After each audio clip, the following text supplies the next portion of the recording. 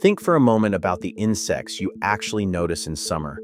A firefly, a dragonfly above the pond, the moth circling the porch light, too quick and too ordinary to bother watching. You have spent your whole life walking through American fields and forests and backyards, and somewhere in that long, comfortable familiarity, you made a quiet assumption. Insects are small. They are background. They are the fine print of the natural world, not the headline. Today, we are counting down 12 that would like to correct that assumption. Some of these are wider than your hand. There is a grasshopper in the American Southeast that has wings and cannot fly. The wings are there, fully formed, present on the body the way a door is present on a wall that has been bricked over from the other side, structurally correct and functionally sealed. The eastern lubber grasshopper lives across Florida, Georgia, the Carolinas, and the Gulf Coast states, in roadside meadows and weedy fields, and the edges of palmetto scrub. And the females of the species commonly reach 50 to 70 millimeters, with some pushing 90 millimeters, just over 3.5 inches. That is not a small animal. That is an animal you notice from several feet away, moving slowly through the grass on legs built more for walking than leaping, armored in black and yellow and sometimes red, entirely unconcerned with the impression it makes. It does not need speed. It carries chemical compounds in its body that make it taste wrong to most predators, and it has been doing this long enough that the warning coloration is essentially a public announcement. The lubber does not hide. It simply walks, large and slow and deliberate, through the same warm roadsides where people pull over for gas station coffee and miss it entirely. Number 12 is the insect that gave up flight and decided size would be enough. The common walking stick earns its place on this list differently. Where the lubber announces itself, the walking stick disappears. It lives across the eastern half of the United States, from New England down through the Appalachians and into Texas, in the hardwood forests where it spends its days pressed against a branch or a twig in a posture of such total stillness that the eye refuses to resolve it into an animal. It is not hiding behind the branch. It is being the branch, in the fullest sense that biology allows. The body is slender, segmented, and colored in the precise muted brown or green of the bark it rests against, and it can reach 2 2/3 to 4 inches in body length, long enough that once you actually see one, the scale is genuinely startling, the way a familiar room looks wrong when the furniture has been rearranged. People walk these trails every weekend. They read the trail signs, watch for snakes, keep one eye out for deer. The walking stick holds its position in the tree line a few feet away and does what it has been doing for a very long time. Number 11 is the insect that solved the problem of visibility by becoming the forest itself. The giant salmonfly requires you to think in 2 timelines. The first timeline happens underwater, in the cold, fast, well-oxygenated rivers of the Rocky Mountain West, the Madison, the Gallatin, the South Fork of the Snake, where the aquatic juvenile, called a nymph, lives beneath the gravel and cobble of the streambed for anywhere from 2 to 4 years. The nymph can reach 50 millimeters, roughly 2 inches, and it moves through the river bottom in the way that things move when they have no predators large enough to worry about in the immediate vicinity. Deliberately, openly, going about the work of eating aquatic vegetation and smaller invertebrates with the unhurried focus of something that has time on its side. Then the second timeline begins. In late spring and early summer, the nymphs crawl out of the river onto streamside rocks and vegetation, shed their aquatic casings, and emerge as adults with wings, Large, reddish-orange, ancient-looking wings that give the family their common name and make a Rocky Mountain river in June look briefly like something from a different geological era.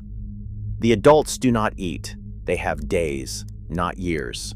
They find a mate along the riverbank, deposit eggs back into the water, and are gone.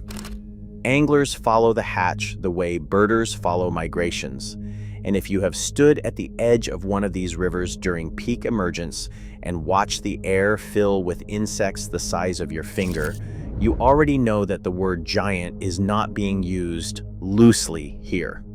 Number 10 is the insect that spends years becoming something the river keeps secret, then briefly becomes something the whole valley can see. The Dobson fly arrives at lights. That is the most important thing to understand about your first encounter with one, because nothing about the experience of a porch light or a gas station canopy in summer prepares you for what lands on the wall beside the bulb. The body alone reaches roughly 3 inches, but the body is not what you notice first. What you notice first on a male Dobson fly are the mandibles, curved, crossed, extending forward from the head for something approaching 3/4 of an inch, long enough to look retrofitted, like something added by a designer who is making a point rather than solving a problem. They are, in practice, nearly useless for biting. The male uses them for grasping during mating, and his actual bite is weak. The female's mandibles are shorter and far more functional, capable of delivering a genuinely painful pinch if she is handled carelessly. The Dobson fly lives across the eastern United States, near clean, fast-moving streams, which is where the larva, the hellgrammite, spends up to 3 years underwater before crawling to shore and pupating in the soil. The adult lives only days, long enough to mate and deposit eggs on rocks above the water. It does not eat. It simply appears, enormous and improbable, on the lit wall beside the door you are about to open, and waits. Number 9 is the insect that looks like it was designed by something that had never been asked to be subtle. Beneath the surface of the pond where you swam last summer, there were almost certainly giant water bugs. This is not a warning. It is simply a fact about the geography of still and slow-moving fresh water in the United States, which is to say, nearly all of it, farm ponds, roadside ditches, the weedy shallows of lakes in every region of the country. The giant water bug, in its largest North American forms, runs 2 to 2.5 inches in body length, and it is entirely, efficiently predatory. It captures prey with its front legs, injects a liquefying saliva, and feeds on the dissolved contents, a technique applied to tadpoles, small fish, aquatic salamanders, and anything else that moves through its range of the water column at the wrong moment. It has been called a toe biter for the obvious reason, the reflexive defensive grab when a bare foot descends unexpectedly into its territory. But the detail that tends to produce the longest pause is this: the giant water bug can fly. It disperses between water bodies at night, navigating by the reflected light of open water, which means it also navigates toward parking lots, suburban driveways, and anything else whose wet pavement catches a streetlight at the right angle. People find them under porch lights and beside swimming pools, nowhere near a pond, large and armored and completely at ease in a context where nothing prepared you to encounter them. Number 8 is the predator beneath the surface of the ordinary, in more than one sense. Now, a quick note before we go further. If you have made it to this point in the list, you are clearly someone who actually wants to know what shares this country with us. So if you have not yet, this is the moment to subscribe, because from here up, these are the insects people genuinely refuse to believe are native to the United States. The OWL fly stops people cold, consistently, because the first instinct when you see one is to reach for the wrong category entirely. It resembles a dragonfly at a glance, with a long body and large wings held out at rest, but the resemblance dissolves the moment you see the antennae, which are long, clubbed at the tip, and curve forward from the head in a way that no dragonfly possesses, giving the whole animal a quality that is difficult to name but easy to feel. Assembled rather than evolved, like a collage made from pieces of 3 different insects. The body alone runs 40 to 80 millimeters, roughly 1.5 to 3 inches, depending on the species. Owl flies belong to the family Ascalaphidae, and several species occur across the southern and western United States, hunting other insects on the wing at dusk with the aerial precision of something far more familiar. The eyes are enormous, divided, and wrap around the head in a way that suggests comprehensive awareness of the surrounding airspace. It is a predator, and a capable one, but what earns its place on this list is not the hunting. It is the persistent, vertiginous sense when you see one that nature has made something that does not quite follow the rules you thought applied. Number 7 is the insect that looks like a question about what an insect is supposed to look like. The eastern cicada killer is a wasp the length of your thumb, and it lives in your lawn. The females, which can approach 2 inches in body length, excavate burrows in bare or sparsely vegetated soil, a sun-warmed patch beside the driveway, the edge of a garden bed, the dry slope below the deck, digging tunnels that can run a foot or more into the ground and branch into individual chambers, each intended for a single egg and the paralyzed cicada that will feed the larva when it hatches. The hunting sequence is direct. The female locates a cicada in the tree canopy, stings it to paralyze rather than kill, carries it, sometimes a considerable distance, sometimes while flying, back to the burrow entrance and hauls it underground. She then lays an egg on the still living cicada and seals the chamber. The male cicada killers, which are smaller and lack a functioning stinger, patrol the territory above the burrow site and will investigate anything that enters, including people, producing an experience that is alarming in direct proportion to how little you know about their actual capacity for harm, which is nearly none. The females, despite their size and the apparatus they carry, are solitary and focused on the work. They sting people rarely and only under direct handling. The cicada killer has been excavating American suburbs and meadows for as long as there have been cicadas to hunt, which is a very long time. Number 6 is the wasp emerging from a hole in your lawn that has been there, in one form or another, since before the lawn was. The European hornet arrived in the United States in the 1840s, introduced in New York, and has spent the century and a half since moving quietly through the forests and suburbs of the eastern states without most people ever learning its name.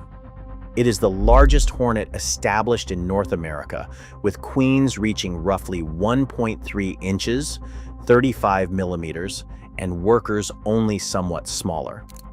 Unlike the yellow jackets that nest in the ground, or the bald-faced hornets whose gray paper globes hang from branches, the European hornet nests in hollow trees, wall voids, and the dark interiors of outbuildings, and it is predominantly active at night, which is where most encounters happen.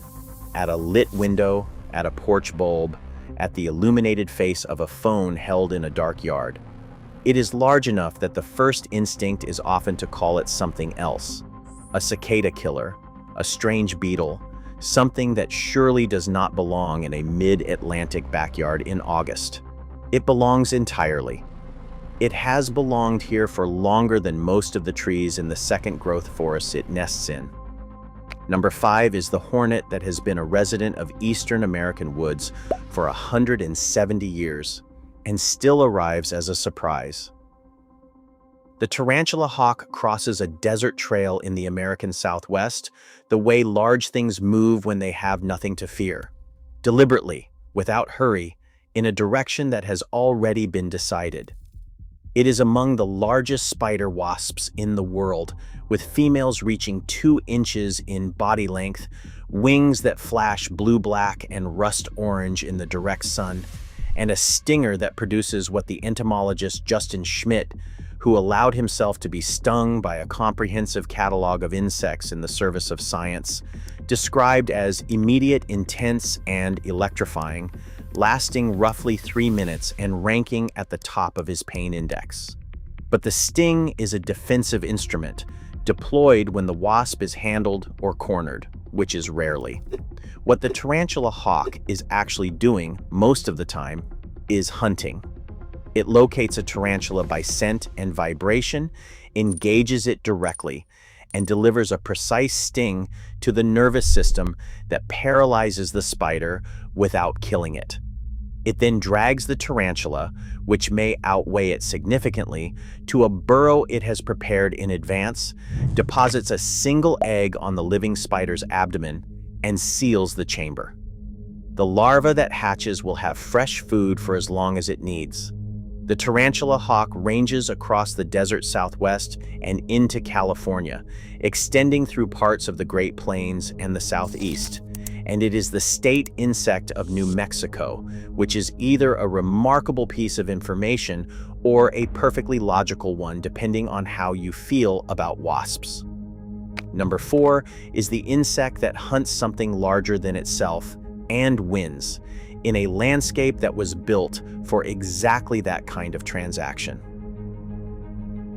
North America's largest native silk moth has a wingspan that does not seem to belong to the same category of animal as the insects most people have in mind when they use the word moth. The Cecropia moth, Hyalophora cecropia, ranges across the eastern United States and into southern Canada, and adults reach 5 to 6 inches across, wide enough that a resting specimen covers a human hand from the base of the palm to the tips of the fingers, with room on either side. The wings carry a pattern of deep burgundy and warm tan, banded in white and red near the body, with crescent-shaped eye spots on the outer panels that look considered rather than accidental, the way camouflage looks when it has had a very long time to be refined. The caterpillar, which feeds on a broad range of deciduous trees, cherry, maple, birch, elderberry, reaches roughly 4 inches before spinning a large papery cocoon that overwinters attached to a branch, inconspicuous against the gray winter wood. The adult emerges in late spring, does not eat, carries no functional mouthparts, and lives entirely on the energy stored during the larval stage. It has days. It finds a mate by pheromone across distances measured in miles, and the female, once mated, deposits eggs on the food plants and is finished. The whole adult life of North America's largest native moth is measured in less than 2 weeks, most of it conducted at night, most of it invisible to the people who live beneath the trees it uses. Number 3 is the moth that has been opening and closing those wings above American backyards for as long as there have been maple trees to rest in, seen by almost no one. There is a moth that wanders. It does not migrate in the precise directional way of the monarch, following a fixed corridor to a fixed destination. It disperses northward and eastward, following warmth and pressure systems carried by the same atmospheric currents that move weather across the continent, and where it ends up is, from the moth's perspective, probably incidental. From the perspective of the person whose porch screen it lands on in southern Texas or Arizona, or occasionally as far north as Canada, it is something else entirely. The black witch moth, Ascalipha odorata, is a tropical American species whose core range runs through Mexico and Central America and the Caribbean. But wanderers reach the United States in numbers large enough to be a documented annual phenomenon, appearing most frequently in the Gulf states and the Southwest from summer through fall. navigating toward lights the way large moths do, and landing on walls and screens and window frames in a posture of complete stillness. The wingspan reaches 9.45 inches, 24 centimeters. That is wider than a standard sheet of printer paper is tall. It is wider than most human faces measured ear to ear. The wings are dark brown and charcoal, banded and eye-spotted in patterns that dissolve against tree bark, but read on a pale stucco wall under a porch light as something between a large bird and a small bat, which is frequently what it gets called before anyone looks closely.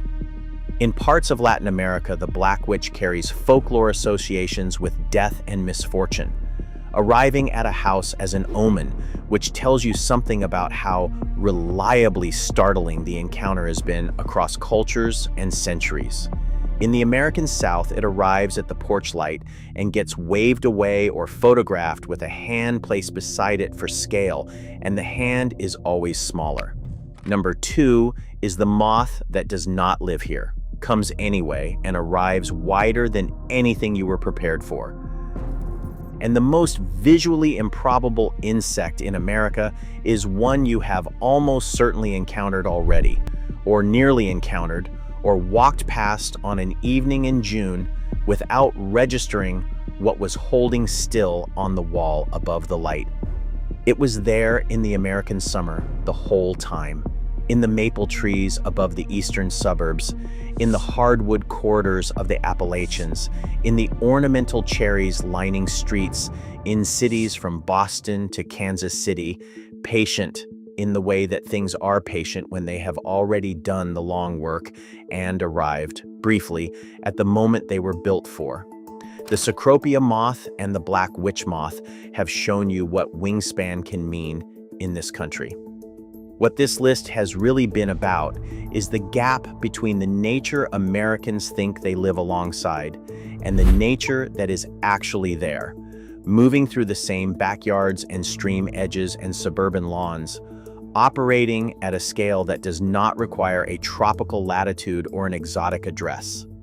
The walking stick is still pressed against the branch on the trail you walk every week. The giant water bug is still holding position in the silt below the dock. The tarantula hawk is still crossing the desert path in the full afternoon sun, unhurried, carrying something. And somewhere tonight, at an ordinary porch light in an ordinary American town, something with a wingspan wider than a human hand is making its approach out of the dark. And the person who left that light on is already inside, already asleep, and will never know how close they came to looking up.